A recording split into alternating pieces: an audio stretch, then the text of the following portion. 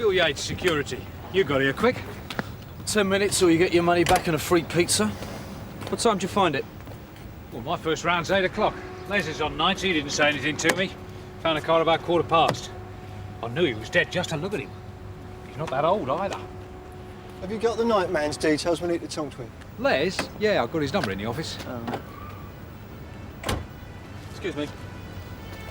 Here, what are you doing? Unlocking the door.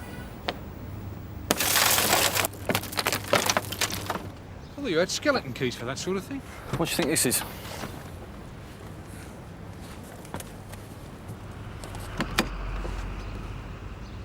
Well? Yeah, he's dead, all right. What's he doing over the passenger side? Well, maybe somebody else was driving. Looks like he couldn't dress himself either. Suspicious, huh? Could be. Yeah, well, he's got lividity all down his left-hand side. What's that? Well, you see those purple marks? Yeah. Well, that's lividity. Shortly after death, all the blood sinks to the lowest part of the body, causing the skin to discolour. Sierra Oscar from 79 He was receiving. on his side, and now he's sitting up. Obviously, somebody's moved him. Why would anyone do that? That's what I'd like to know. There's no wallet, no ID. Robbery, huh? It's possible. Sierra Oscar from 79 receiving. Go ahead, Sarge. Yeah, read that call, Quiggin Way. It's a sudden death. Can you tell the FME? Looks like the body's been moved. Better inform CID as well. Will do. Any further details?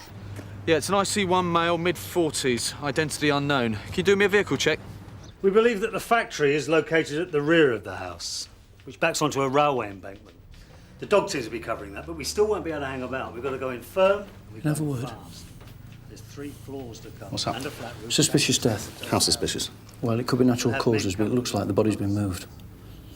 We got this drugs up on. I'm happy for my men to run with it if you are. Who have you got up there? Matt and Reg. Alan. Who got Alan? Keep me If the bloke's informed. carrying anything stronger than an aspirin, I want him nicked. Okay, yeah, okay, you got it? Yeah, okay, let's go. Okay, right, okay. So you patrol every hour, do you? Yeah, on the hour. How precise is that? Ish. What, 5-10 minutes either way? Half an hour, more like. Something like that. And the car wasn't there? I think I would have noticed, don't you? Well, let's, we got the night security man here if you want to have a word with him. Thanks, June. I'll be with you in a minute. Okay.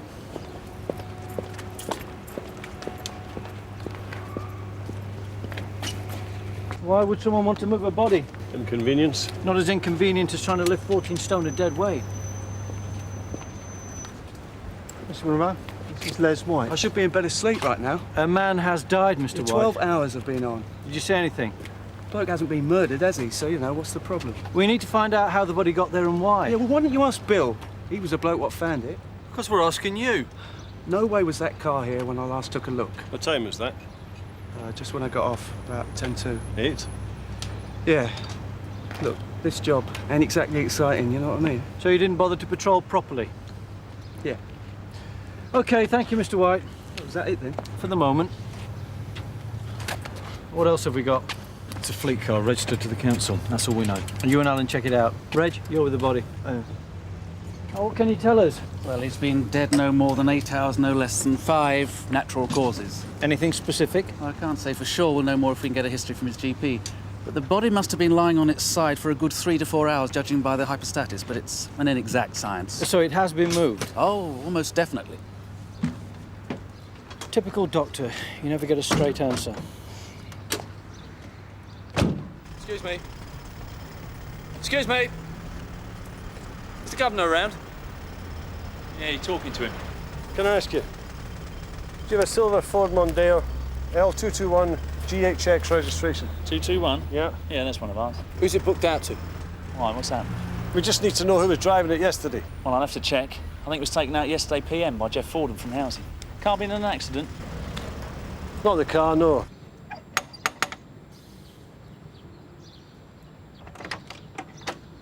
Mrs. Fordham? Yes? We need to speak to you. It's about your husband. What about him? It's a bit delicate. Do you think we could come inside? I don't know about that. Darling? You all right, man? What's all this?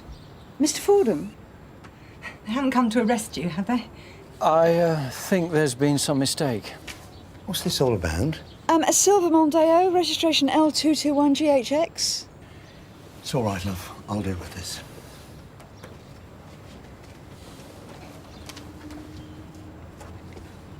He hasn't got himself thrown in jail, has he? Who? George. George who? Hang about. This is one of his wind-ups. Were you driving a silver Mondeo yesterday? No. No, I wasn't. So why was it booked out in your name? I was covering for someone. George? Yeah. George Watson. Colleague of mine. Covering for what? I never ask. He was wearing that tie yesterday, the one with the praying nun on it, and I know what that means. George is a bit of a farmer, likes to sow his oats. I scratch his back. And he does the same for you? Well, yeah.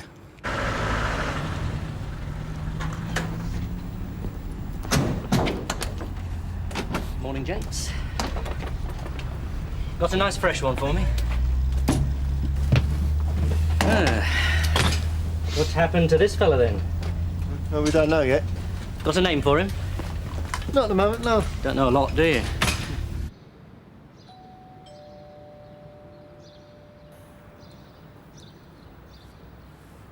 Doing this once a day is bad enough. Mrs. Watson? Yes. Are you related to a Mr. George Watson? I'm his wife. What is it? What's wrong? I think it might be best if we go inside.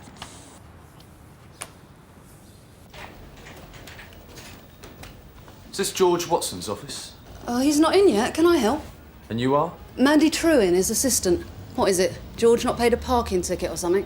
It's a wee bit more serious than that. Has he done a runner? Sorry? Well, why else would you be here? We're trying to trace his movements. Oh, great. I've got case conference at 12 and he's gone walkabout. Well, he's not missing exactly. Where is he then? Well, we don't know at this stage. Has something happened to him? That's what we're trying to find out. How did you think you'd done a runner? There's an internal investigation going on at the minute about some irregular practices, that's all. Such as? Money's disappeared.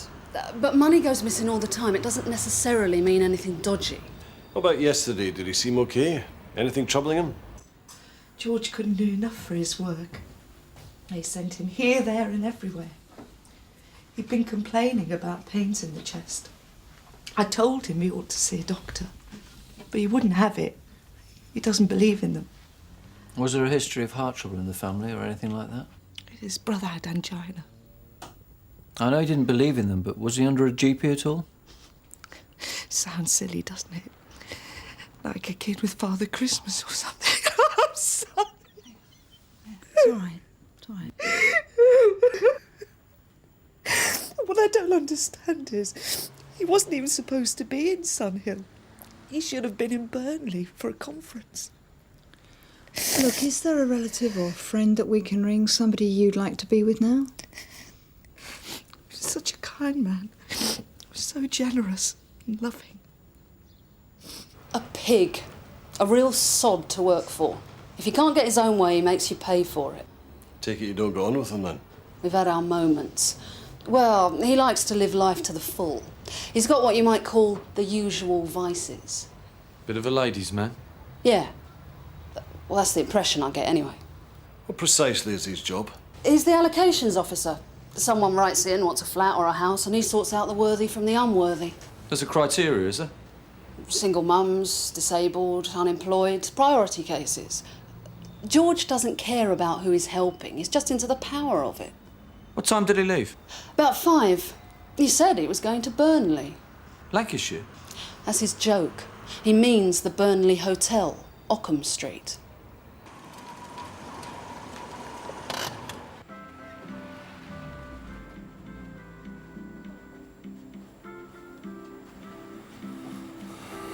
Very tasteful. I was thinking about having my kitchen done like this. Oh, can I help you at all, officer? Yeah. Were you on yesterday? I'm on every day. We're making inquiries about a George Watson who may have been staying at the hotel. White, mid-40s, about 6 foot. Sounds like our normal clientele. Wearing a brown suit and yellow tie with a nun on it. Oh, of course. Room 109. I beg your pardon? Room 109. Mr. Watson is a regular. He was here with his wife. Wife? Yeah. They had champagne and chili con carne. He never emerged from the room all night. I'm beginning to like this geezer. When did they check out? Oh, I believe they're still in residence. There is, of course, the question of identification. Do you think you'd be up to it? But it is him, isn't it? You could always get somebody else to identify the body if you'd prefer. No, it's okay, I'll do it. You just need to get ready. Put on some makeup, freshen up a bit. I wouldn't want George to see me looking like this. Mr. Watson? Mr. Watson? Must be a heavy sleeper. You better open up.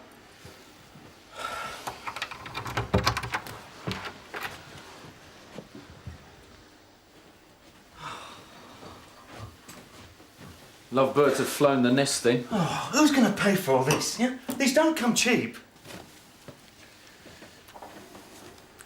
Looks like a man was definitely here. Council pass, name of George Watson on it. And there's money too. So we can count out robbery. Can you give us a description of the woman? Yeah, more of a girl than a woman.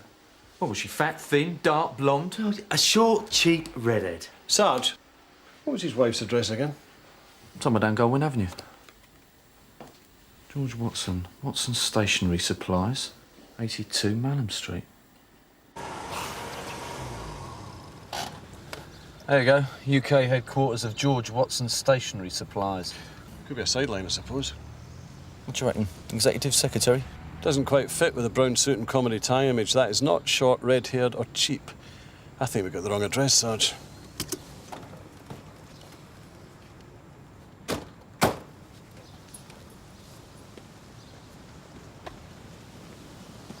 Can I help you?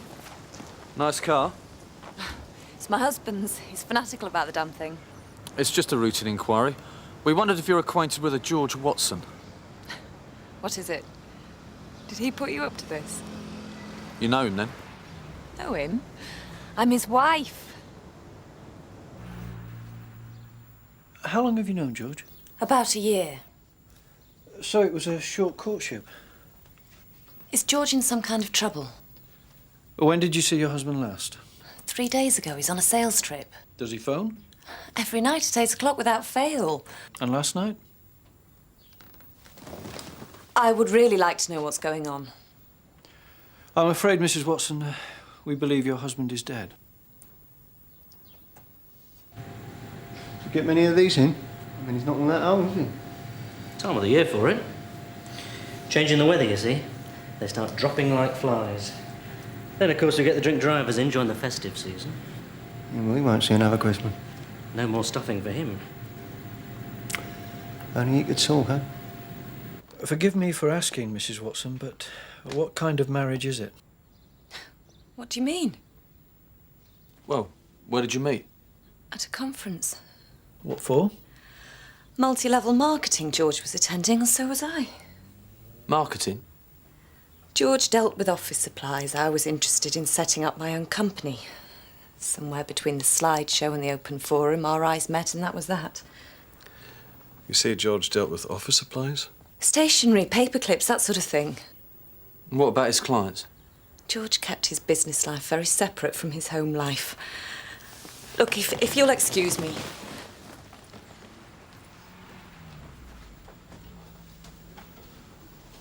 Aren't you going to tell us, huh? What? That her husband's a bigamist? I've only just told her he's dead. She has a right to know. Let's get a positive ID first. Well, it looks pretty positive to me. I'm not jumping the gun again, Matt. Maybe he's a Muslim. What's the other one like? What do you mean, like? Wife number one, she looker. Matt. Well, number two's not bad. Just wonder what he had that I haven't. You admire him, do you? Well, you've got to hand it to him, sir. He did it with style. I'll let you explain that to his 2 wives, then, shall I? I've never done this sort of thing before. No, well, it's never easy, but they do try and make it much less traumatic for the relatives now. I should warn you that there are some marks on his face that look like bruising, but that's perfectly normal. Would you like to sit here and we'll wait till they're ready for us?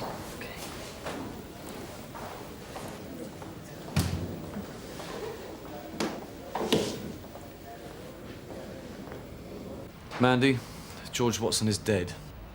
Dead? Someone was with him when he died. We need to know who and why. Dead? Have you been to the Burnley Hotel? Well, we may have been there for a drink sometime, that's all. Not the sort of place you go for a drink, is it? I needed the job. That badly? He had a persuasive interview technique. Must have. Look, like I said, George was into power. He was a misogynist. He hated women, but loved to exercise control. Did you know he was married? Yeah, of course. There are two Mrs. Watsons. And he forgot to divorce the first one before marrying the second. What? I met her. One of them. Poor cow. She was dragged along to the office party. She sat there with a plate of prawn vol au vents while George was snogging some temp. Look, Mandy, we don't know who he was with or how he died. All we know is he was with a short redhead, cheap looking. Does it ring any bells? George had been taking a great deal of interest in one of our cases recently.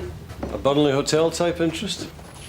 She's got 2 kids living in a 2-bedroom flat. She's claiming she's overcrowded. Applied for a transfer but wasn't getting anywhere, so she came along to the office. Got a name? Dee Sims. Single mum living over on the Larkmead. Short redhead? Yeah, from what I remember, yeah, she is.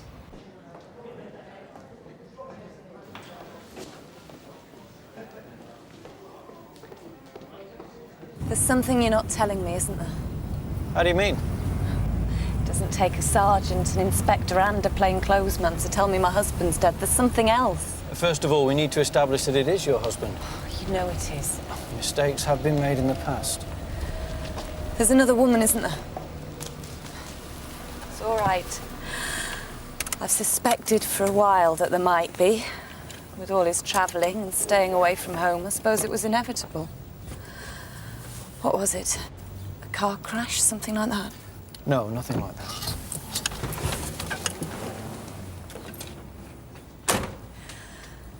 I don't suppose George and I had what you might call a typical relationship. No, I guess not. He never impinged on my privacy. I liked that. Because he was away a lot, I could get on with my life.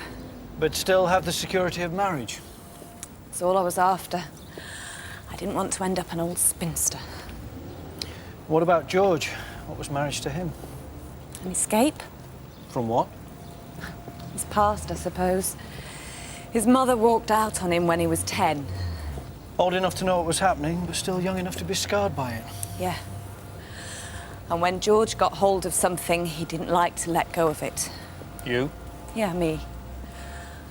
I gave him an ultimatum. I asked him to marry me. Or? Well, that was it. Over. He was reluctant at first, but he couldn't let go. He told me he didn't want me to just walk away.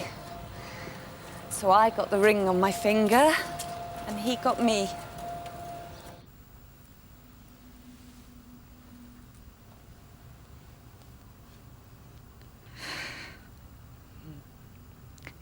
Yeah, that's him. That's my husband. He's got 2 wives and 2 girlfriends so far. I think he's going for some kind of record. Yeah, he's bang out of order. You're just jealous. Well, it's one thing having a bit on the side, a bit of fun, but this Watson geezer's addicted. Next you'll be telling me you found religion. You know, No, just morality. Dee Sims? Yeah? Can we have a word? What about? your house and application. What's happened? Well, you tell us. Well, I don't know nothing. About what? About whatever it is you're here for. Do you know George Watson? No. Well, you answered that a bit quick. Don't you want to think about it? Watson? As in George, as in housing allocations officer. Oh, yeah, the bloke at the housing. What about him? Come on, Dee, we know you were with him last night. Well, don't you want to see to the baby? He's all right. Babies cry, it's what they do. Now, what do you want? Find out.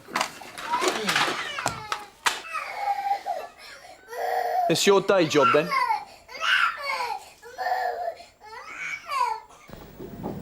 I'm sorry. I'm ever so sorry. I've wasted so much of your time and you've been ever so good just sitting here with me. It's all right, Sheila. We're here for as long as you need us. Oh, there you go. Yeah, it's our job. I'm sure you'd much rather be out there catching criminals and such.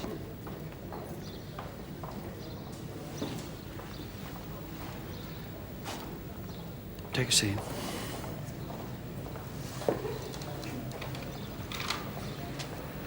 June.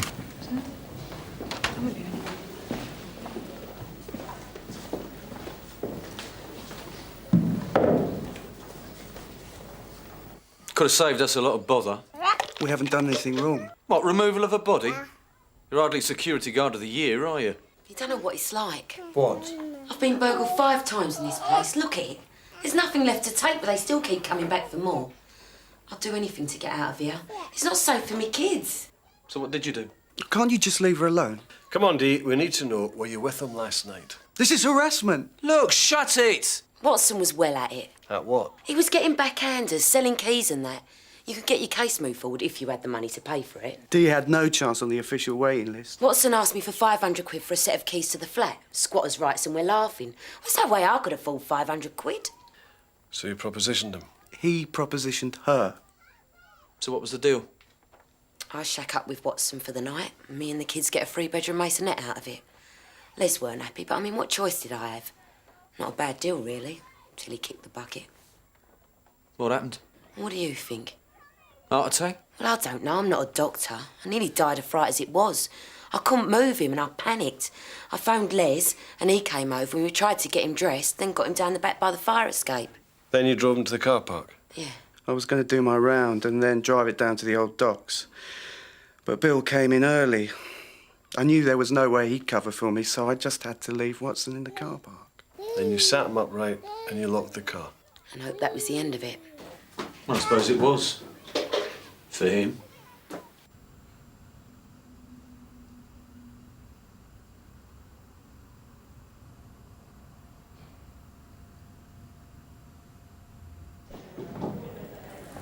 Terrible thing, grief. Still, he was a good husband.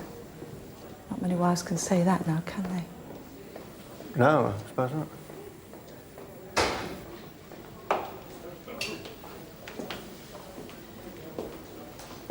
I'll just take a seat for a minute, if I may. Of course.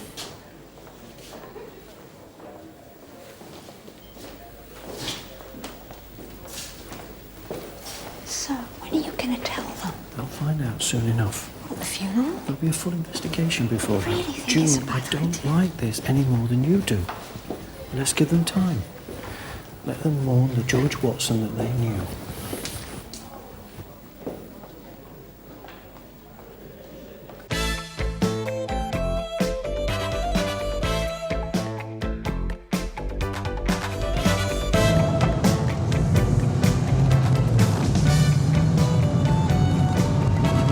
Oh, hello.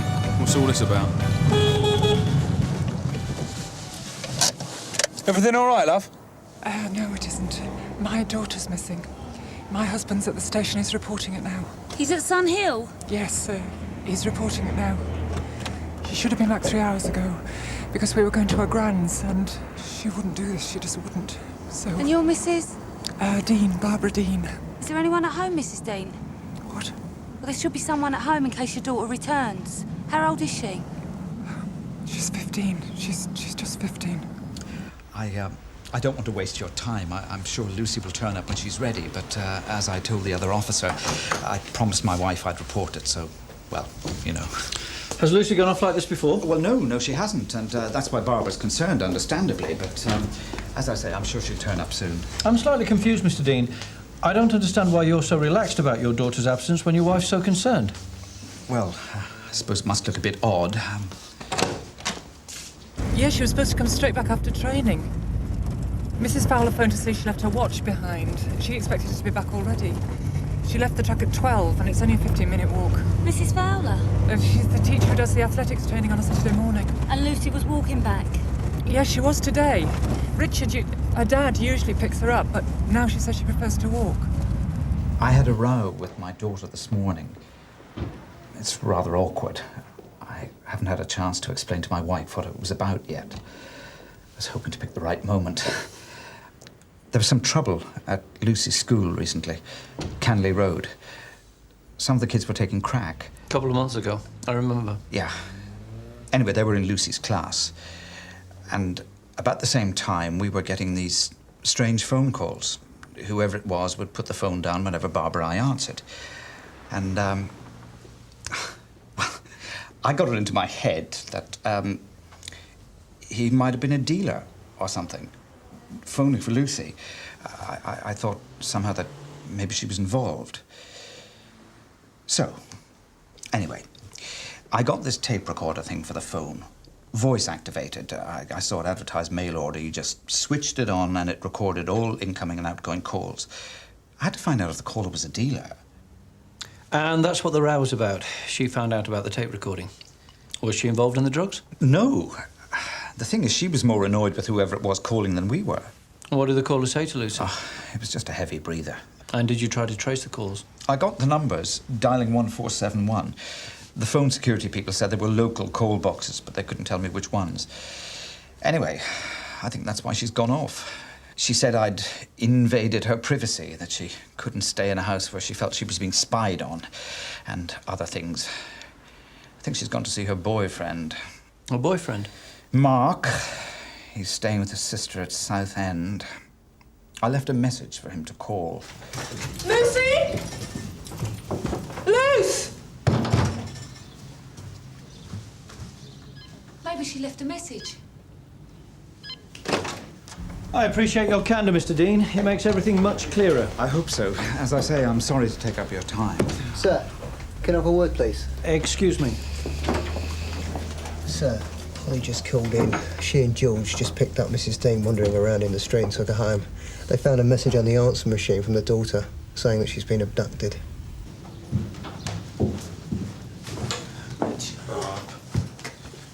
It's happened. It's actually happened. Come on now, come on. We'll listen to the tape, eh? No one was here when she phoned. She got the answer machine, Rich. It'll be Sir, okay. The person who left a message before Lucy's, Mark, Lucy's boyfriend, he said he hasn't seen her. He said the time was 5 to 3 when he called. We were back here by 5 past. Lucy would have left her message in those 10 minutes. Come on. Come on now, love. Hmm?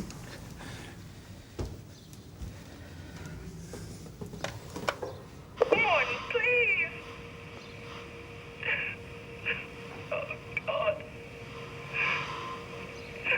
Look, I've been abducted. I'm in a van, in a warehouse. I don't know where. He's got a knife and he's wearing a mask. And he's chained me to the side of the van. The van, it's white. It's quite big. It was in Bream Road. I don't know where we are now. We must have been driving for a couple of hours. Dad, I think it's the person who was making the phone calls. He's coming back. Help me, please. How did she get hold of a phone? Was that the last message? You dialed 1471? Yeah, I've checked. No number stored. Well, it sounded like a mobile phone, so we can't trace them, can we? Well, he can't be doing it for the money, can he? That list of call boxes you spoke about, have you got it? Mr. Dean, the list of call boxes. The call boxes. Yes, they wouldn't tell me where they were. They just said they were local. But you've got the numbers still?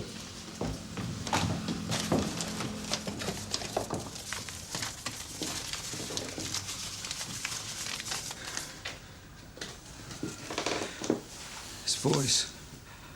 I've got his voice on tape. What am I doing? I thought you said he never spoke. Once. Just once. Where is it? Where is it? I think it's the next one. Why don't you just leave it to play, Mr. Dean? We don't want to skip past it. Oh, anyway. That's Lucy. I'm gonna have to go before they start moaning about the phone bill. Catch you later. Take care. That's a friend, Charlotte. It's just after this. And This is it. Look, why don't you just piss off? You're causing me a lot of aggravation. Do you know that? Mr. Asper attack. Aren't you going to say something?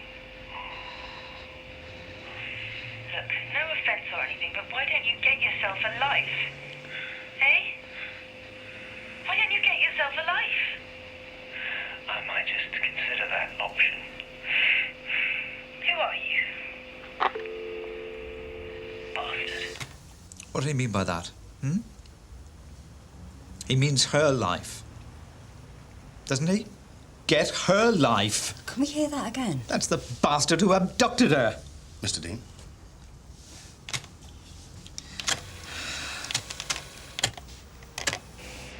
Why don't you get yourself a life? I might just consider that option. Jesus. Who are you? Bastard. If you're trying to scare me, it's not working.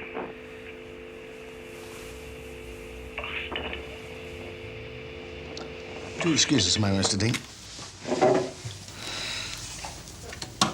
What was that about? Gov, I'm probably completely wrong about this. But I think I've heard that voice before. Go on. I don't know, it was something about the way he said, consider that option, like it was so precise. I think it was someone that I've interviewed recently. Clemens. I think his name was Clemens. Clemens? What you interview him about? It was a couple of weeks ago. And you recognise his voice? Oh, I know, and I'm probably completely wrong about this. But if it is the bloke that I'm thinking of, then he does work at the same school that Lucy goes to, Canley Road. Why doesn't Lucy recognise his voice? I've really no idea. He's like the odd jobsman come groundsman. I was interviewing him about crack dealers who were selling to kids from the school. And he was very defensive, very paranoid, and he really gave me the shivers. Here we go. Stephen Clemens, flat B, 13 Backhouse Lane. These are the phone boxes anonymous calls came from. Yeah, I've put a circle around all the call boxes that were used more than once. Well, Backhouse Lane is right in the middle, isn't it? Right, we want everything we can get on this bloke. Start off by checking with network security, see if he's got a mobile phone listed in his name. Now, we still haven't got the registration number or the make of the white truck, or any indication of where the warehouse might be. Oh, the school.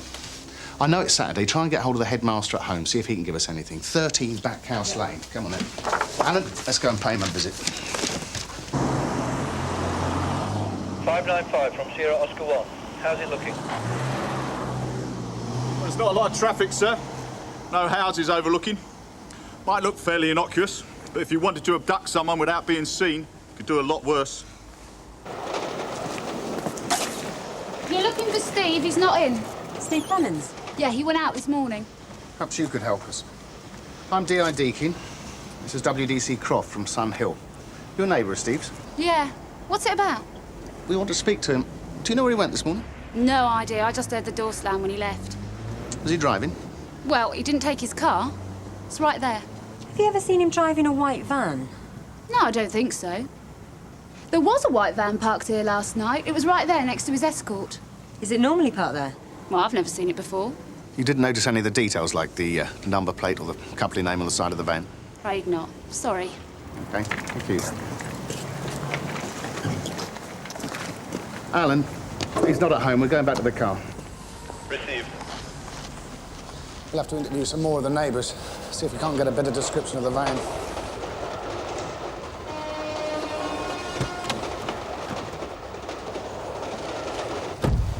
Gov, I was thinking. Lucy said on the message that Clemens was still wearing the mask. So? Maybe he doesn't intend to kill her. Maybe he didn't want to be recognised when he bundled her into the back of the van. Yeah, but if he's still wearing it, even though he's got her where he wants her, I mean, why would he bother to do that if he was going to kill her?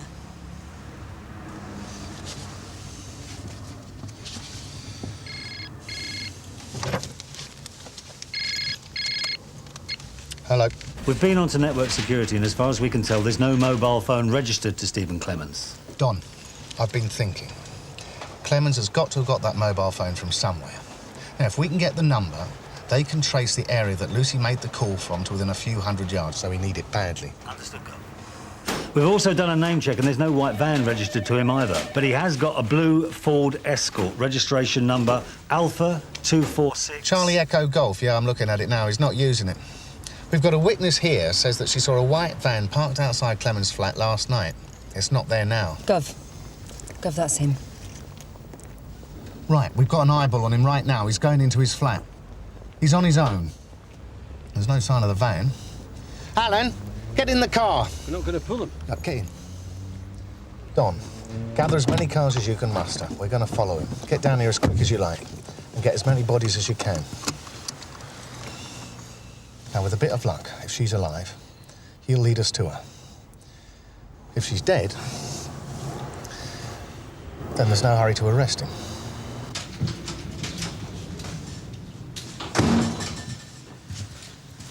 Any news? No. Have you heard anything? No, nothing. So, what's this stuff about the tape? Why did you have to go to the station? Can we talk about it later? Can't face it now.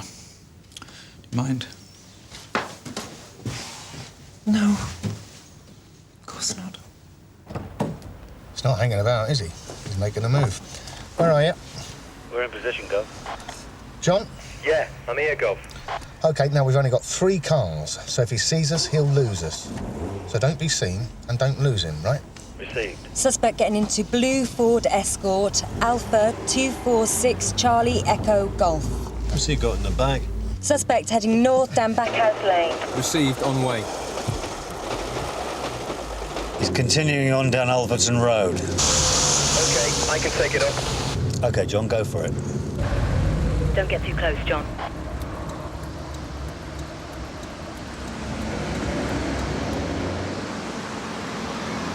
We're taking a left into Hobson Street. Suspect continuing along Elverton Road, heading west. Just a thought, Gov, but what if he goes through Bream Road? Damn it. Tell Tony not to stop the escort. 595 from Croft, receiving. Come on. Go ahead, Susie. We're following a blue Ford Escort. May be approaching you shortly. The registration number is Alpha 246 Charlie Echo Golf. Do not stop this vehicle. Repeat, do not stop this vehicle. The driver is the abduction suspect. Received.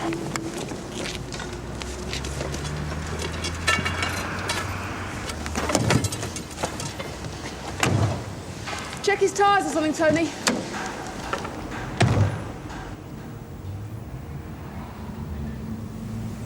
Here he comes.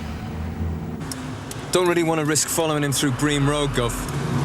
OK, but take it gently. He's going to be nervous. He's just seen the panda. He's past us. Ask him about the witnesses. Have you found anyone who saw the van yet? Afraid not. Not a whole lot of traffic passes through here. We've got eyeball.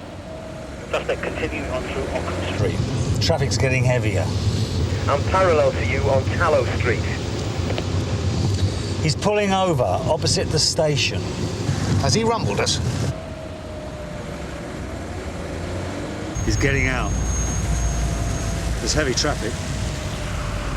He's crossing under the bridge. He's heading towards the station. Why the hell's he gone into the station? Don, do you think he's rumbled us? Don't think so, Gov. No reason to have done. Jim's on his way in there now.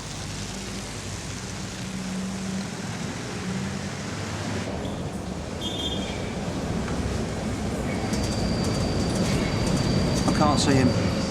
Find him, Jim. Get in there and find the bastard.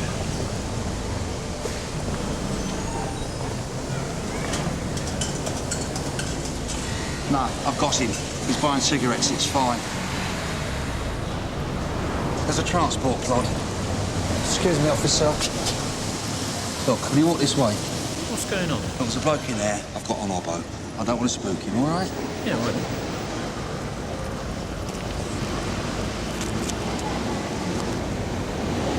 Have you got the time? Yeah, it's 25 to 5. Thank you. No problem.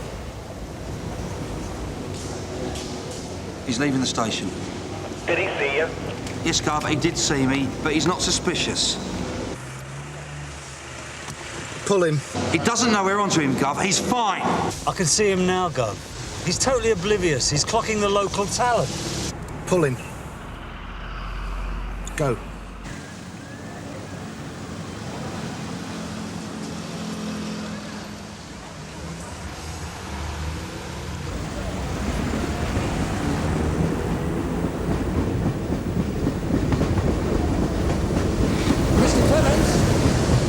Mr. Clements, can I have a word? Over here, please. What? Calm down! All right. Take it easy. Calm down. Stay there. Good. Stephen Clements. Detective Inspector Deacon. What's in the bag? What's this? Water?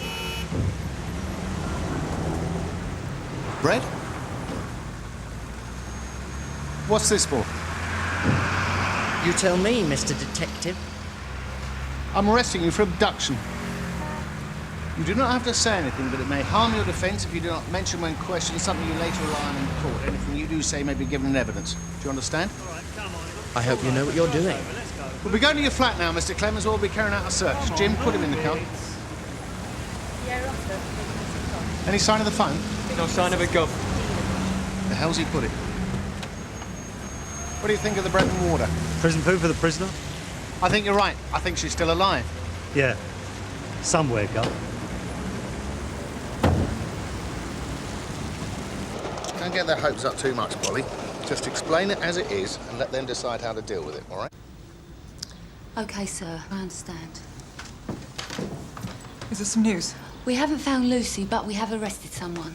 When? Who is he? Well, it's only just happened. We're not naming him yet, but we thought you'd like to know what we found in his car. Oh, God. It's OK. It may be all right.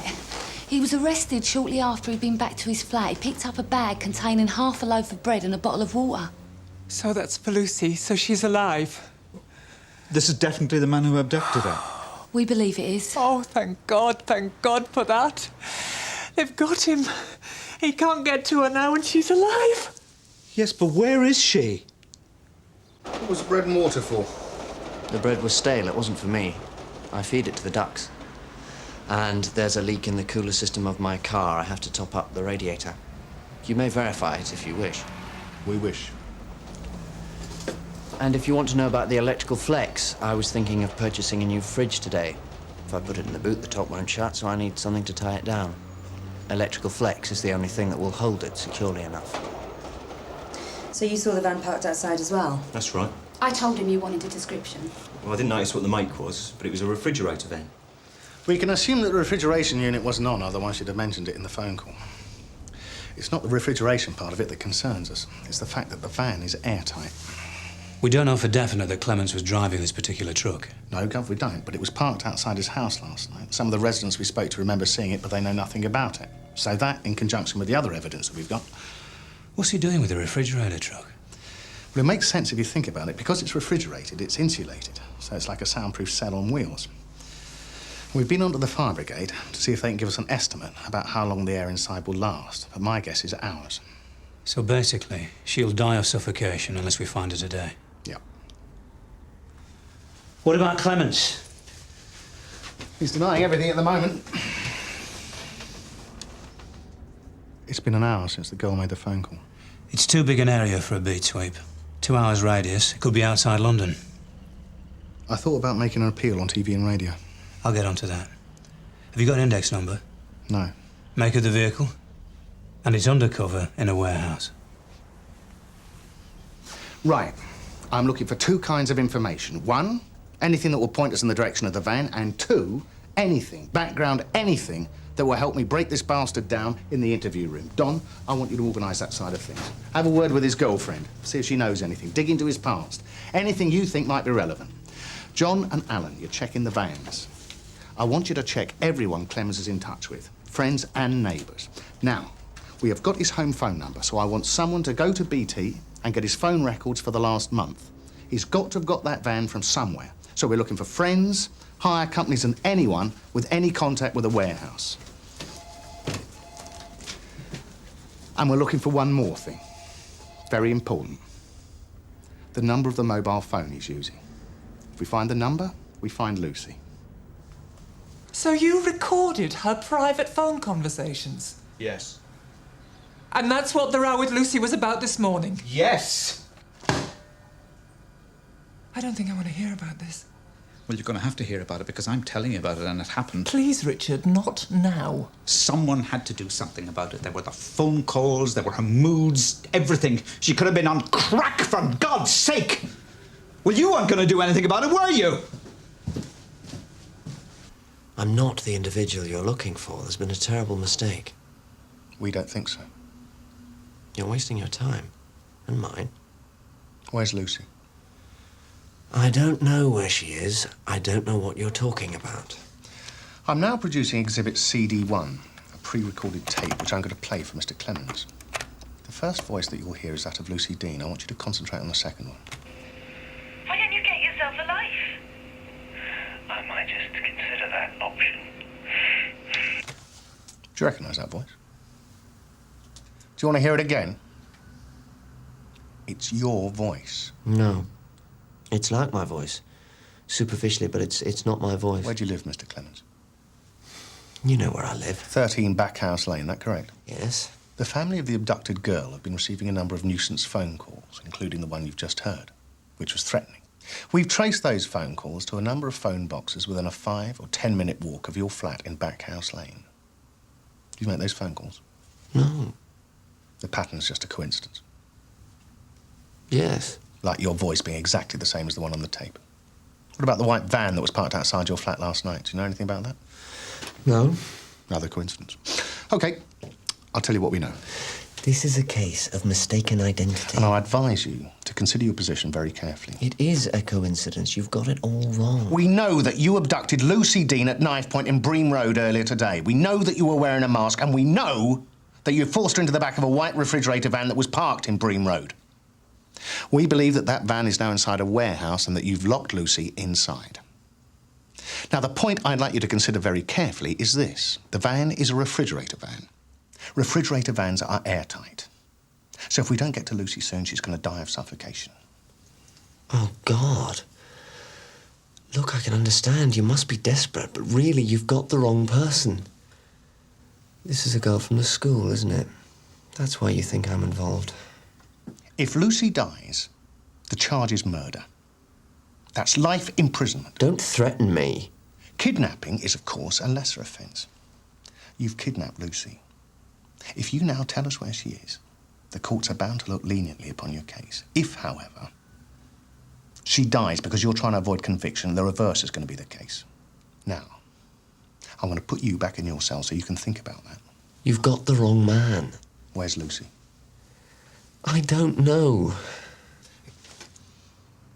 Interview terminated at 6:10 p.m.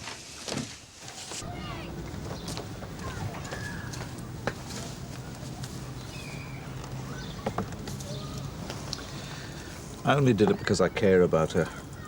She's everything to me, you know that. Of course I know it.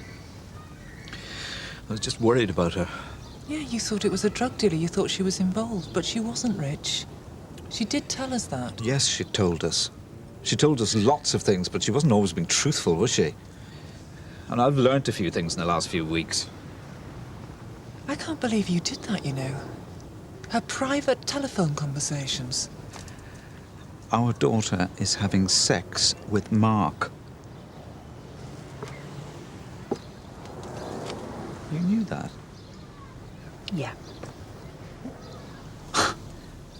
And you didn't tell me? Look, I'm sorry, Richard, but she asked me not to. She wanted to talk about contraception, all right, and it was in confidence. Now, what do you expect me to do? She didn't want you to know because she thought you'd have trouble handling it. Yeah, well, it looks as if she was right about that, doesn't it? He spent most of his childhood in care. Sounds like his family was solid middle class, but they just couldn't cope. Went to university? Yeah, but he dropped out after a year. Nervous breakdown, studying philosophy. What about this school he worked at before Canley Road? I've left a message, the head's calling me back. There's also a girlfriend he went out with for 18 months. They met at some therapy workshop. Her name's Anna. I don't have a surname yet.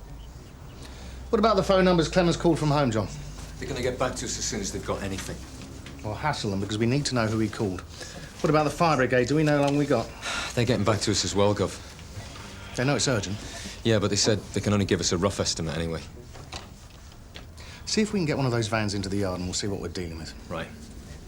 Chris, I've been onto the local radio and TV stations and they're happy to do an appeal. But have we talked to the family about our concern with the type of van? Well, as far as I know, no. Well, we need their permission for the appeal, so they're going to have to be told. And that's definite, is it, sir? That it's a refrigerator van? We have to assume that she is. We wouldn't be making the appeal unless we thought it was serious, so I'm sorry to land you in this, Polly, but we're running out of time. You're saying she's going to suffocate if she isn't found soon? That's why we want to make the appeal. Well, the van's in a warehouse. I mean, how's anyone supposed to see it? Look, you have our permission. You have it. Do anything you want. Now, listen. Look, you have got him there at the station. Can't you just make him tell you where she is? Interviewer Stephen Clemens offers us present DI Deacon and WDC Croft. I must remind you that you're still under caution. Before you say anything, before you ask any questions, I want to tell you that I did make the phone calls. It is my voice on the tape, you were right about that. But I didn't abduct Lucy.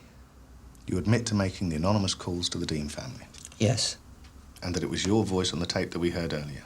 Yes. But I don't know anything about an abduction. What did you mean when Lucy said on the tape, "Get yourself alive," and you answered, "I might just consider that option"? What do you mean by that? It's stupid. It was just a stupid thing to say. I didn't mean anything specific. You sure about that? Well, I didn't abduct her. Okay, I was stupid making the calls. It was a stupid, pathetic thing to do. I've never done it before. I don't know why I started. But I didn't abduct her. I haven't got a bottle for it, apart from anything else.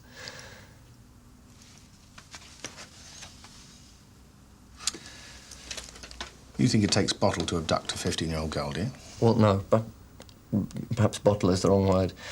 But I didn't do it. I didn't do it. I thought if I admitted making the calls, you'd assume I did the abduction as well. That's why I didn't want to say.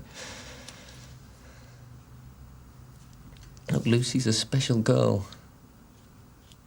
Right, I admit I was besotted by her. That's why I made the phone calls, obviously. I wouldn't want to harm her. I'm not that sort of person. For God's sake, get out and find the person who really did do this. Poor Lucy, I can't believe it. No, listen, the refrigeration, right, it's not turned on, so temperature isn't a factor. Thanks. He's done it before. CID. The bastard's done it before. Are you worried about what she'd tell us? Is that why you won't say where she is? Have you assaulted her already? Have you raped her? You think I could contemplate such a thing? Your minds must be so full of perverted suspicions. You're saying your feelings towards Lucy aren't sexual? Is that so impossible for you to understand? If you let this 15-year-old girl die, they're going to throw away the key. I can't believe you think I'm capable of this. I'm a human being. What?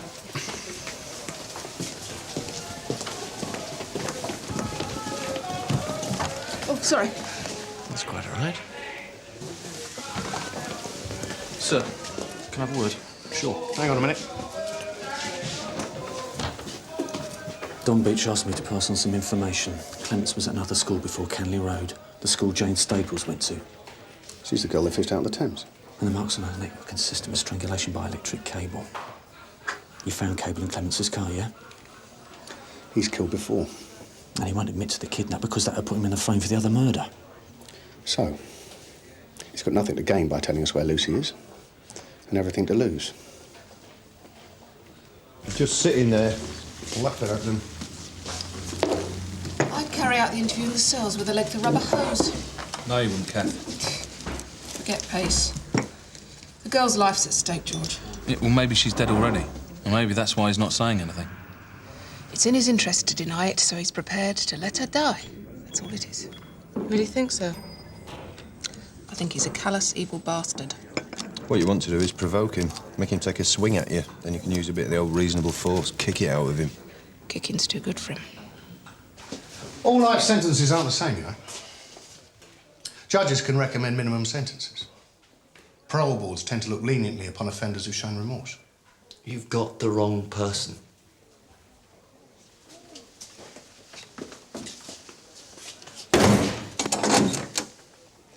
Any ideas?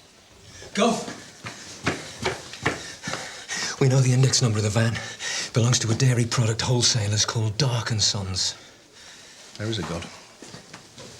BT have got back to us about Clement's home phone. They say he's only dialed 3 numbers from home in the last month. He's only phoned 3 people? Yeah, and one of them is this dairy wholesalers. Now, they say the van that Clements took is a spare, but it's similar to this. It's just that the refrigeration unit doesn't work, apparently. Clements has been doing some carpentry work for them, so they let him borrow it at the weekends. He said he was going to use it to move some furniture or something. They got a warehouse? Apparently, they're moving into new premises next month. Now, the boss was there earlier today. He said there was no sign of the van or Clements. Who else he called? His ex-girlfriend on several occasions. So we've got hold of her. She's on her way down. There's a man called Burrows. Now, his answering machine was on, so Don and Alan have gone to check him out. What about the mobile phone? Nothing yet, but there's one other thing, Gov. What's that? We've had a word on how long the air in the van could last. And? Well, they say that if she keeps still and calm, if she doesn't exert herself, she's got about 10 hours. But if she does anything strenuous, if she tries to break out, if she panics, if she hyperventilates, then you can halve it. She made the phone call over 4.5 hours ago.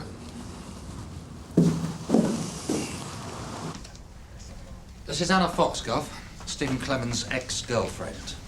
Can't you tell me what Stephen's supposed to have done? I've asked Anna about Mr. Burrows. She's never heard of him. And she's no idea of any warehouse that Stephen might have access to either. Isn't that right? Yes. You don't go out with Stephen anymore? No. Do you speak to him on the phone? Oh, I've told him it's over. He just keeps phoning. What's he done? Excuse me, Gov. It'd be better if we speak through here.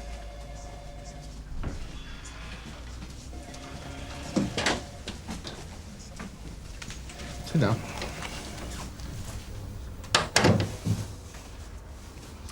There's no gentle way of saying this. We believe your ex-boyfriend has abducted a 15-year-old girl. He's locked her in a van, which in turn is inside a warehouse. The van is airtight. If we don't get to the girl soon, she's going to suffocate. So, are you sure you can't think of a warehouse that Stephen might have access to?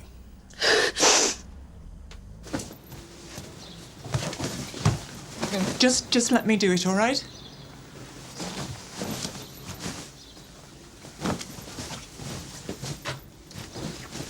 I should have known. But he hated violence. I mean, that time they pulled that girl from the river, the one from the school he used to work at, well, he was really... You don't think? Oh, my God. We were going out together. When it happened, we were going out together. It's all right, Anna. When you said just now, you should have known, what did you mean? That something like this was bound to happen, is that what you meant? Deacon. Burrows is away on holiday, Gov, but our neighbours just told us that Clemens was supposed to be doing some work at Burrows' offices while he was away. Industrial units. The warehouse. It's possible, Gov. We're on our way there now. It's not too far from Burrows' home, about 20 minutes, which means it's about 40 minutes from Bream Road. All right. Call us as soon as you get anything.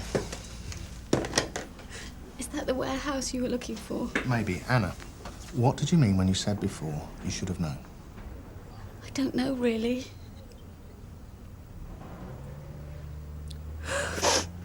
I suppose it was the games he used to play. But everybody has fantasies, don't they? I mean, people have fantasies. I just didn't feel very comfortable with them.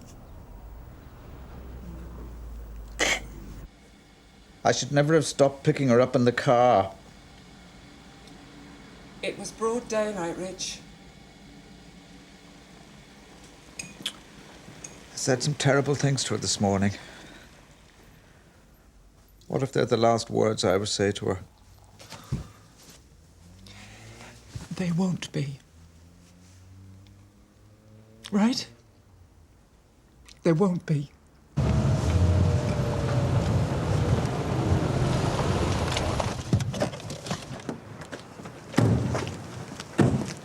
I'm Detective Sergeant Beach. This is DC Woods, Sun Hills.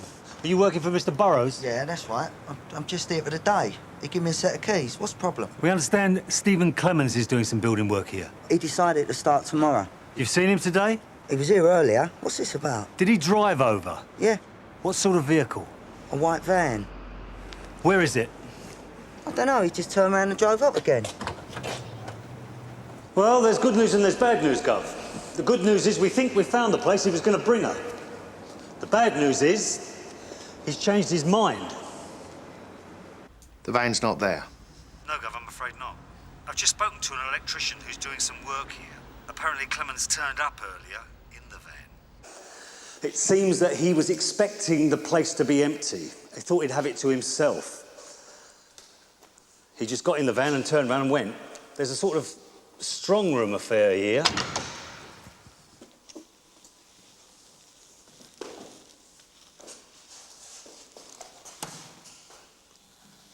It's my guess that it's just been built. It would have made an ideal cell. OK. Take a statement. She's not there.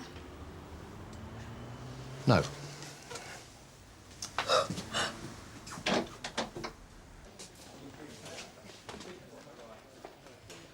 I don't think I have anything else to say. Up you get. It's WDC Croft, the strong but silent one. A little bit of respect, please. Matthew.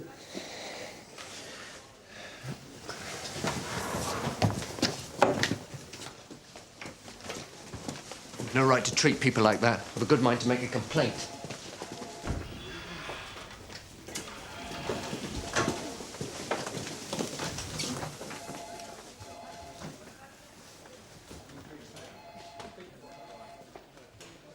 Inside. Acting as if he owned the place, like I was trespassing or something. So he wasn't too pleased to see you here? Yeah, right. I suppose I should have called him, you know, to tell him I'd be in to finish the electrics. Would that have been his home number? Eh? You'd have called Mr. Clements at his home? No, mobile. Mr. Burrows lent him his while he was away. And you'd have that number, would you? Of the mobile? Yeah. What was it you were saying earlier on? What did you say to us earlier on? Oh, that's right. That's right. You said that you couldn't believe that we thought you were capable of such a thing. We just had a long chat with Anna. She told us about the games you like to play, the age you like her to be. You've been lying from start to finish, haven't you? You lied about the phone calls. You lied about your voice on the tape. And now you're lying about the sort of person you are. Isn't that right? Isn't that right? You can't do this. Why isn't the tape on? Don't tell me what I can do. I hate liars.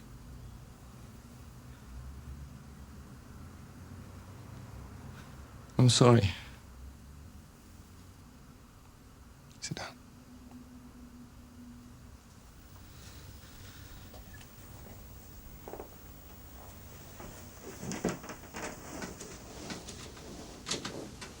It's not the fantasies. Anyone can have a fantasies, we all know that. You have made the life of a young girl, the lives of her parents, a nightmare. A nightmare. Now, I can accept you're confused. But I won't accept any more lies! Now, you're not under caution. Tape's not running. Anything you say in here won't be admissible in court. So, Just tell us where Lucy is.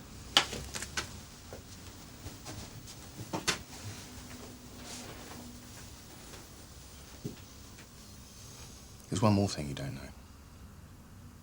When you took Lucy to the warehouse, you left a mobile phone within her reach. She phoned her parents. She left a message on the answer machine saying that she thought the person who had abducted her was the same person that made the anonymous phone calls. Come on, Stephen. Come on. Just tell us where she is.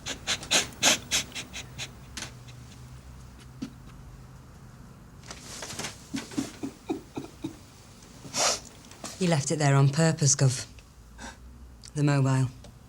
He let Lucy make that call. It was just a refinement to the torture he was inflicting on Lucy and her parents. Isn't that right, Stephen?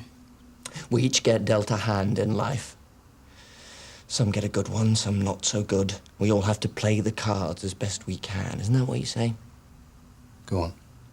Well, some people get abducted. That's the hand that some people get dealt. Some people's children die. Let them cope with that the best they can. Lucy's dead.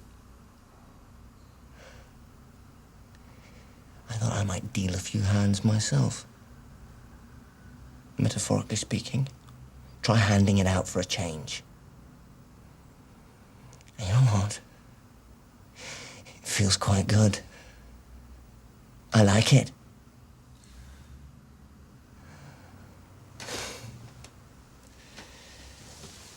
Now, you should have kept on following me.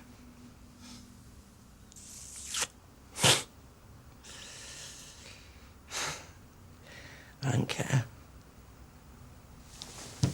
I'm a killer. Sorry to interrupt, Gov. Can I have a word? We've got the mobile phone number, Gov. I think it was Burrows. There's one other thing you didn't know. We can now trace the area that a mobile phone call has been made from once we have the phone number. We've now got the phone number. Take him back to his cell. Mr. Deacon, vans can be moved after phone calls have been made. He's bullshitting, Gov. The technical people say the mobile phone is still in the area where the call was made. He's left it switched on. What is the area? It's right by where the dairy warehouse is.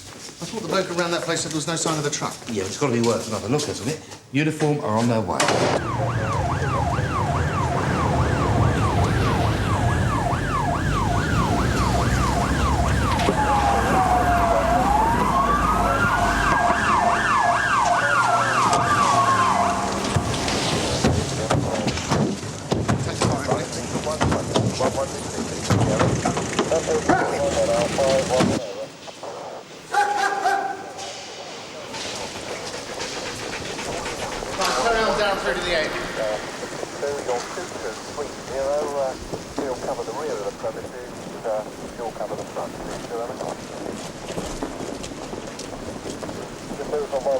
I don't understand it. Why would he have moved the van? It would have been safe there undercover. It doesn't make sense, Gov. No. No, it doesn't. The body of that girl from the other school, Jane Staples. She was dumped in the river, wasn't she? She's like all the divers in, Gov.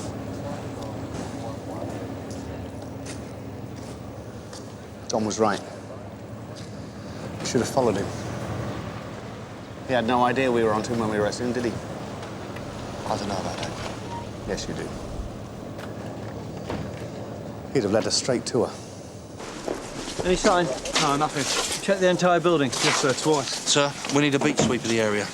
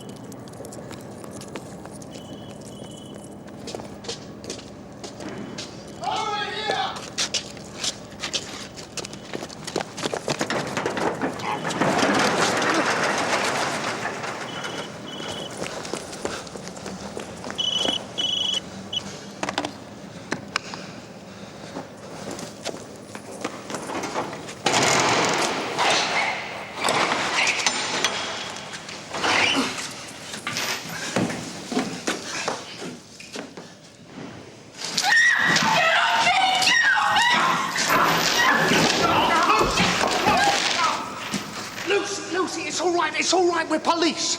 Lucy, we're police. This is Detective Constable Carver. Hello. George, can we get some bolt cutters for these handcuffs? And call an ambulance. Sir. Andrew, can we get some light? I'll have a look, Chris. Now, Lucy, don't worry. We'll have you out of here in a minute. Thank you, God. Lucy, do you need a doctor? He didn't touch me. He was going to, though. Boston. It's all right. It's all right. Come on. Easy.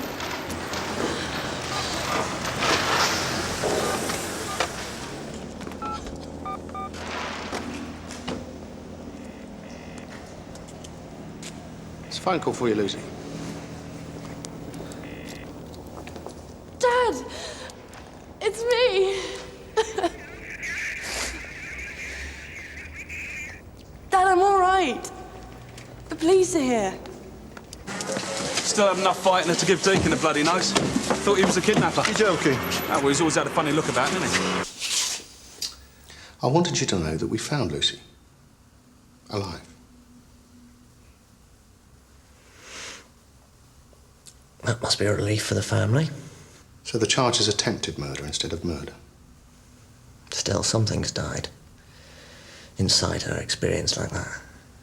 She'll recover. I don't think so. You shouldn't judge others by your standards. People move on. It doesn't matter who she sees, what counsellors say to her, how much care she's given, it'll stay with her to the grave. Life will never feel quite as nice. Yes, that's the right word, nice. Life will never be nice again. You didn't know her very well, did you? She won't know what you did to her ruin her life. She's a survivor. Oh, nearly forgot. You remember Jane Staples, don't you? Some colleagues of mine want to have a chat with you about her murder.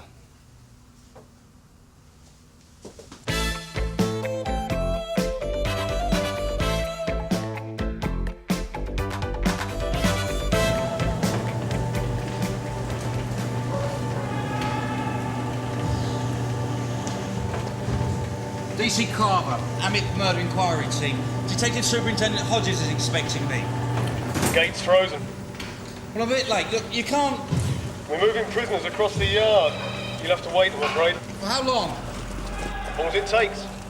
Peters was segregated for his protection. Doesn't stop. There are 800 men in here who would cheerfully murder a sex offender. Whoever it is can't have gone far. Our forensic are working around the body. What time was he discovered? I found it unlocked this morning. 8 o'clock. Thanks, Paul.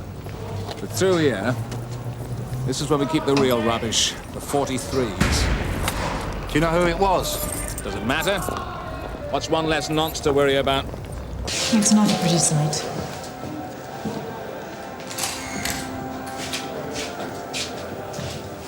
Someone made a good job of it. Jim, good of you to make it. Sir. This is DC Carver, the other member of my team, Senior Officer Bendix. Oh, this is Prison Officer Ramsden. Kenneth Peters, eh? I asked DCI Meadows for you because of your involvement in the original case. Right, Gov. Have you got anything? A knife under the bed. Kitchen knife.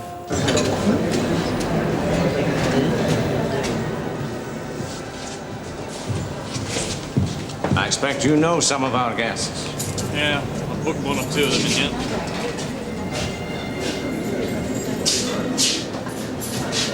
I was on this morning with Officer Ramsden. And you unlocked Peter's cell. That's right. Got it. So who else have you got in here, then? Well, the usual bunch of nonces, a couple of grasses, and a con who got into debt on the wing. Oh, yeah, and we've got one in the punishment cells, Grafton. He took a chunk out of an officer with his teeth. Jaws keeps these gates between the units locked. Oh, yeah. It wouldn't do to mix up the hard cases with the nonces now, would it? We're meant to be protecting them. You didn't touch the body? Of course not. I do know the drill. Still, must have been a bit of a shock. Well, I have found a few in my time hanging off the bars, but you wouldn't last long in this job if you got the horrors. And you were in charge of the segregation unit, wasn't it? Yeah, I was on with Bill Ramsden. And who did you hand over to for the night shift? Don Collier. Right, well, I'll need to speak to him as soon as possible. Oh, well, he should be back in. I did manage to get him out of bed.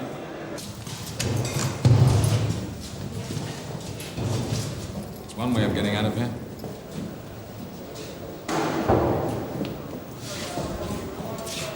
Do you remember much about Peter's, Jim?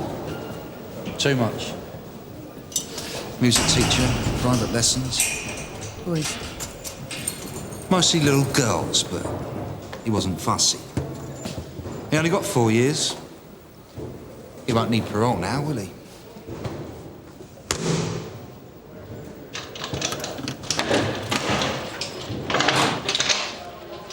All right, Bicknell, let's be having you. Why have you kept us locked up so long?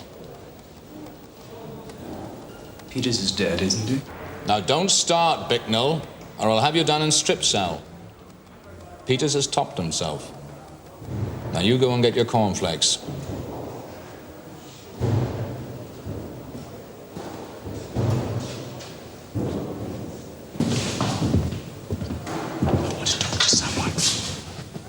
Well, you can talk to me. Look sharp, Miss Bicknell!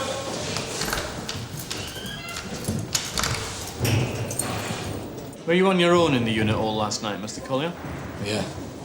Bloke over on me didn't come in. The junkie up on C-Wing bit him and he had to go to hospital, have it seen to.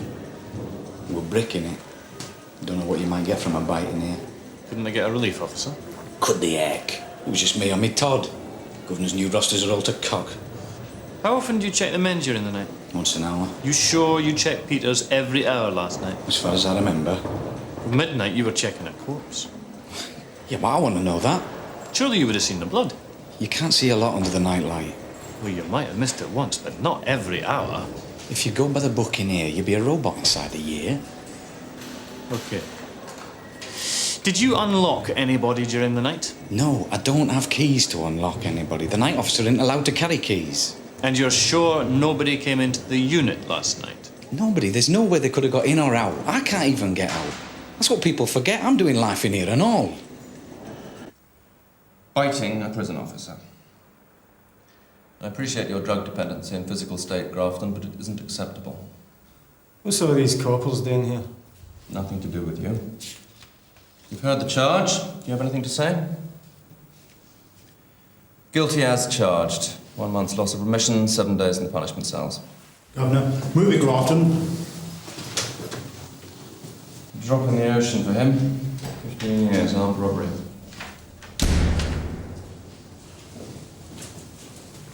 This is the one who wants to give us the information. Name and last three. Cleve. 938. Down. Can't we have the door closed? Oh, you'd like that, wouldn't you, Bicknell? You can wait outside. I'll be all right. I've got to keep you in view at all times. That's the rules. Come on, Bicknell. Tell the lady what you've got to say. She hasn't got all day, you know.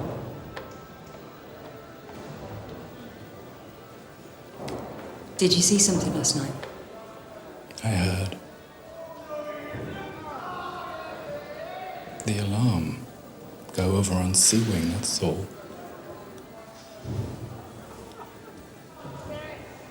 Look, I don't want the others thinking I'm talking to the police.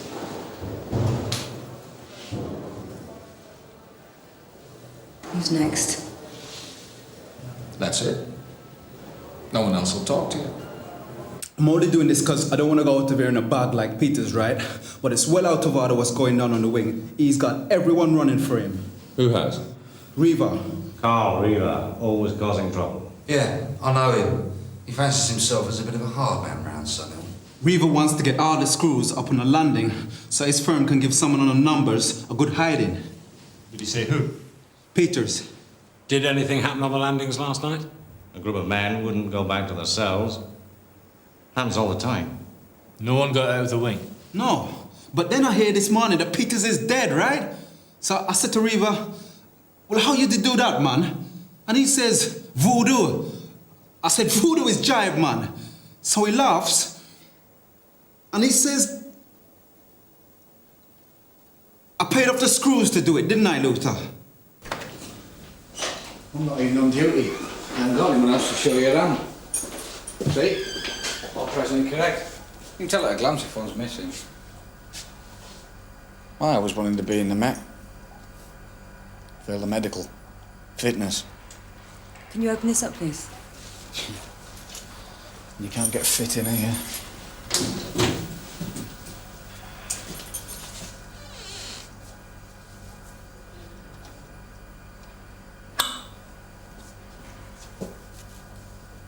I don't think you cut much with that. Somebody's been busy in woodwork class.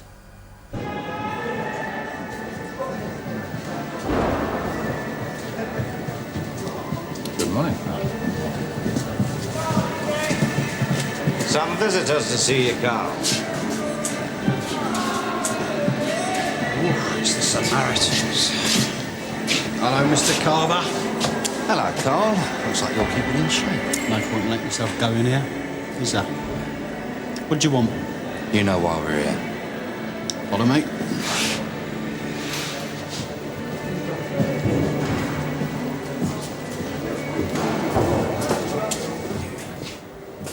Nasty business. Nasty.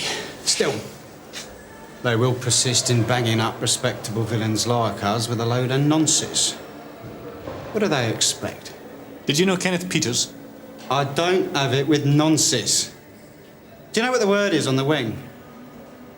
They reckon that the Screws did that nonsense, and good on them, I say, and I don't often say that about Screws. Do you use the knives in the kitchen much, Carl? No. I do the bread, see. Not the meat. I don't touch the knives. So, if you don't mind, I've got a bit of reading to do.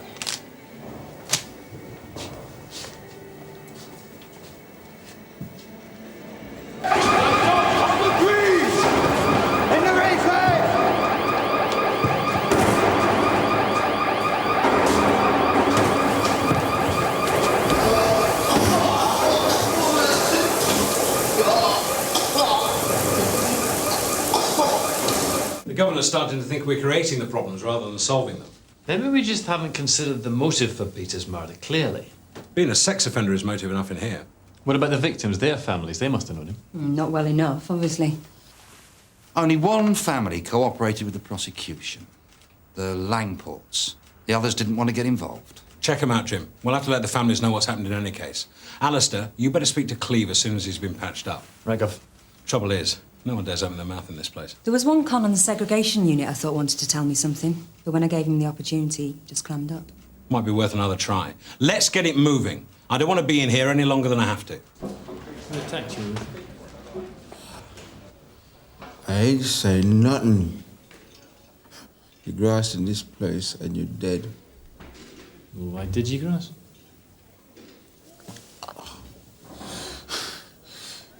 You think if I don't get my parole this time, my missus is gonna wait around? I don't know what she's up to out there, do I? And now I gotta go on the numbers.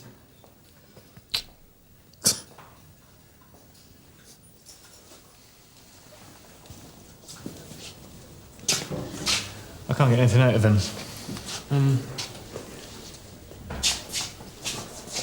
He says the staff have spread the word that he's been talking to us. That's what grassers always say when they're rumbling. Well, somebody said something.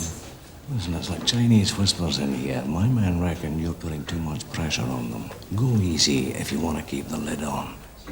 Mrs. Langport? Yeah? It's DC Carver, Song Hill. Do you remember me? Yeah. What do you want? Oh, just a quick word. Is your husband in? No. He'll be back in a minute.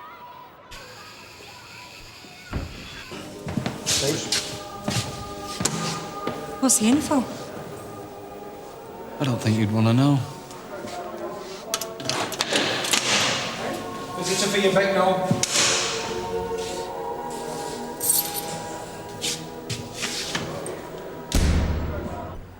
It took me ages to find you.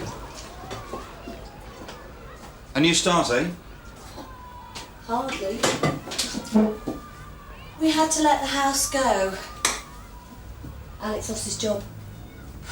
He couldn't settle to anything after it happened. That's understandable. I know he wants to protect her. But it comes out all wrong. He won't let Tina go out and play or anything. You talked to him about this? He doesn't want to talk to me. He won't even look me in the eye. Well, he takes Tina to school every day and collects her. That's what he's doing now.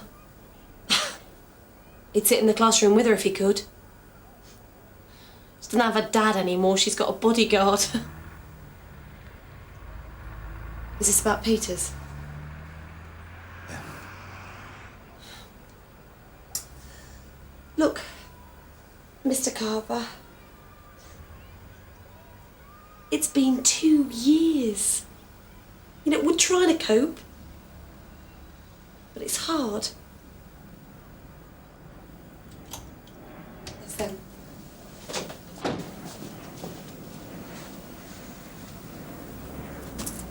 What's the matter? Hi, Mr. Ankle. Hello, Tina. Come on, love. Yeah, Mr. Carver. What's the matter? Kenneth Peters was found dead in his cell this morning. Dead? What, top himself? There are suspicious circumstances. Well, I don't feel sorry for him. Do you mind if we sit? Yeah, sure. I'm sorry, Alex, but I've got to ask you a couple of questions.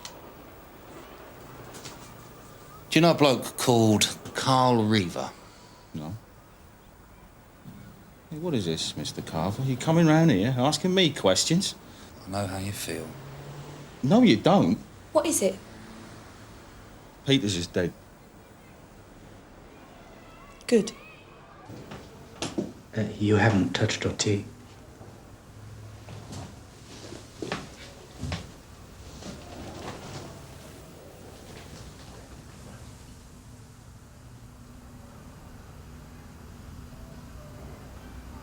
It's nice being alone with a woman again. What did you want to tell me, Mr. Bicknell? You saw something last night.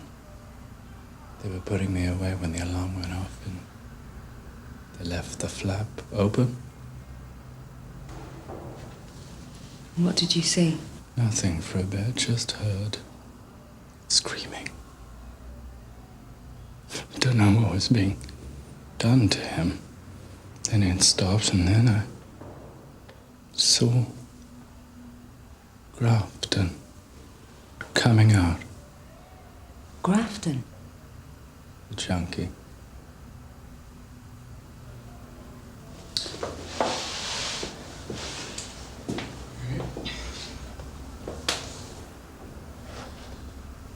Why didn't you tell me this before, Mr. Bicknell?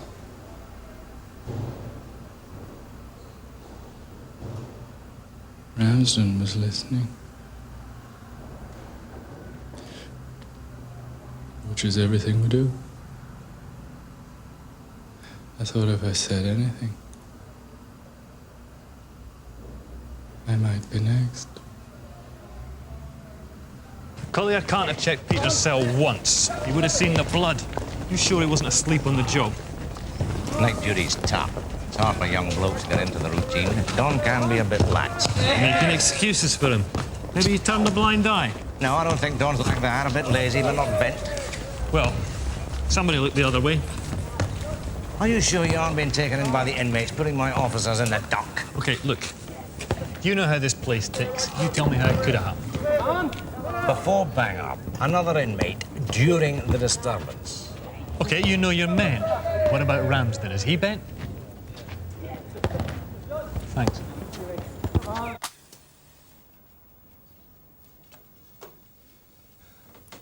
I want to do a deal. We can't do that. Sit down.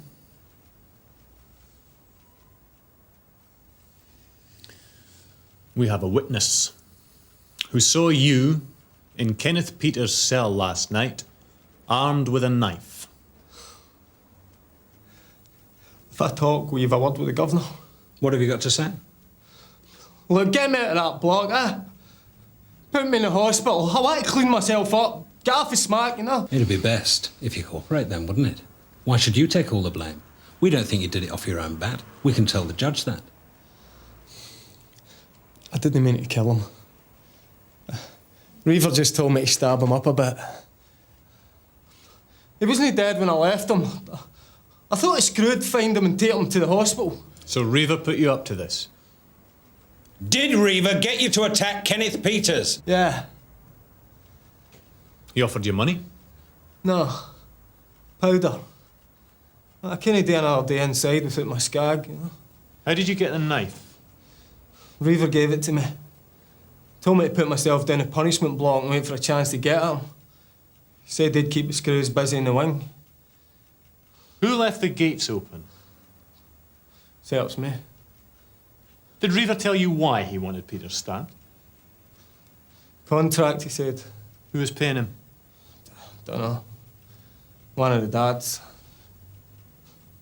Bloke had to sell his house to pay for it. Alex? I knew you'd be back. You know why I'm here, then? I was never really bothered about what happened afterwards, Mr. Carver. As long as we got the justice the court never gave us. And you feel better now, do you? Let's just get it over with, eh? Is your wife in? Do you want to leave a message? No. Where did you meet Reaver? Fraser's gym. I started working out there while Tina was at school. I got chatting to this bloke, Reaver, about what had happened. He said he understood how I felt about it, what I wanted. And he said he could get to him for a price. How much? 20 grand.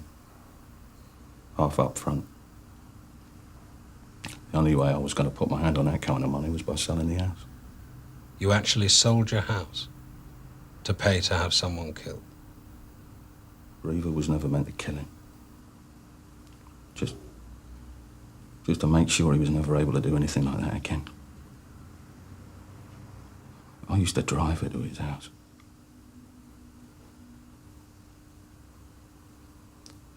I left her with him, only he wasn't teaching her the piano.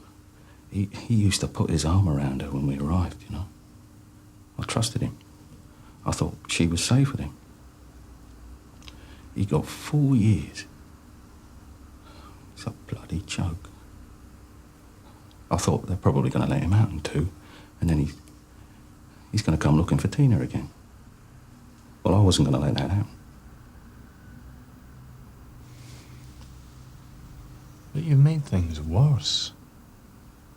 Have you got any kids, man? I used to brush her hair in the morning, you know. I used to love doing that. I can't even cuddle her now without thinking about him. What about your wife? She looks at me as if it was my fault. We don't.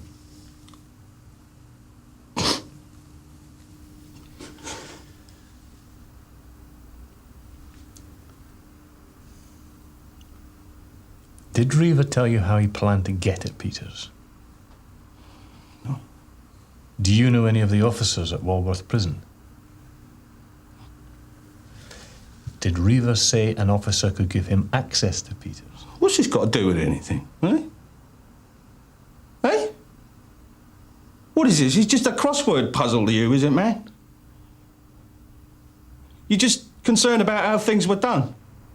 I'm talking about my daughter. Haven't enjoyed your away day, then?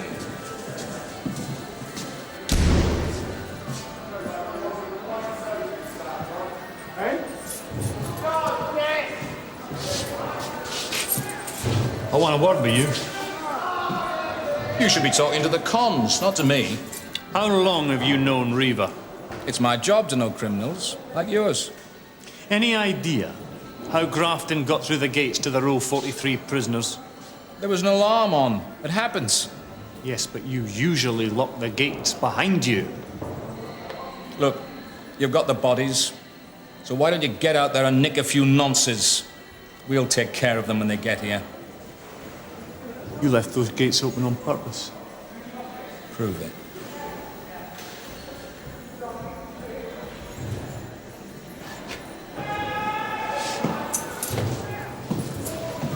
It's a different law in here. Ramsden won't stay in the job.